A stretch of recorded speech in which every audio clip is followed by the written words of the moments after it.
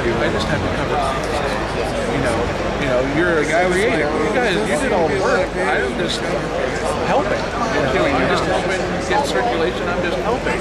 So the important thing is that you get the money, that you get, because if you succeed, I succeed. And that's really what it should be about. It should be about everything about succeeding and nothing about greed. And I think that's one of the other... You get blinded by that. The dollar signs cloud your vision. And yeah, it's great. Everybody wants to make money, but you have to do it the right way. I like that. Yeah, me and one of my partners, we were actually talking about it. They have another structure, the way you can structure. Right, and there's not enough stuff out there like ICCW or even like that are independently managed that need to promote indie books, because one of our biggest hurdles, huge hurdle, is previews. When previews controlled and constricted the market to where if your indie title doesn't sell regularly 10,000 copies, they don't even care who you are. Other guy friends. They don't care. They don't care if you even want to, okay, I'm only selling 3,000 books. We don't care if you're going to pay $300 to advertise with us, or however much it costs to run an ad in their car. They don't care. They don't want to handle you because they're spending, in their eyes, they think they're spending more to distribute your book than you will ever make or will be beneficial, which is crazy because, there's so many books out there of amazing writers, artists that, that we've lost so many different styles because they don't come with indie publishers.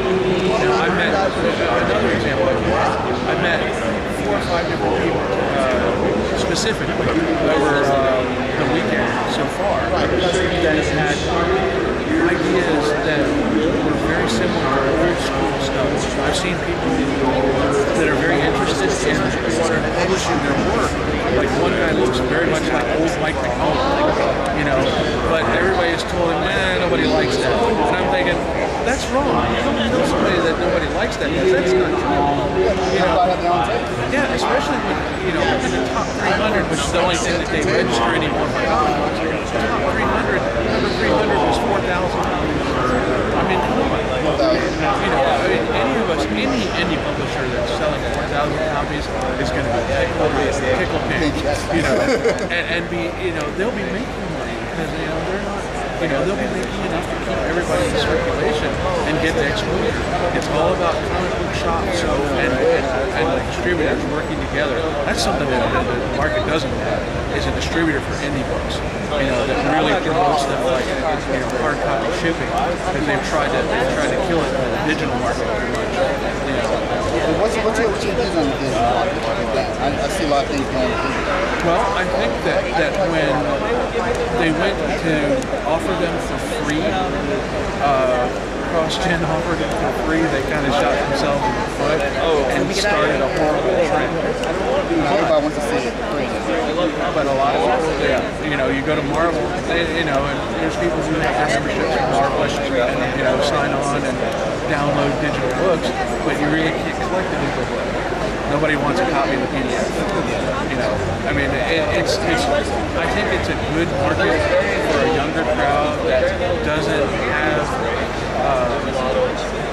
that doesn't want to, feel the book in their hand and be able to go, okay, I can go pull this off the shelf, pull it out of the box, and I can read that again, and that was a good story. And in a way, with that condensed thing, digital has done a couple of different things. They've forced a lot of people into being interested in, like, trade paperbacks. They want it, like, instant gratification. With a digital medium, they don't have to go, they know that the price is going to be less because there's no printing cost. All they have to do is download it and print it off of their inkjet.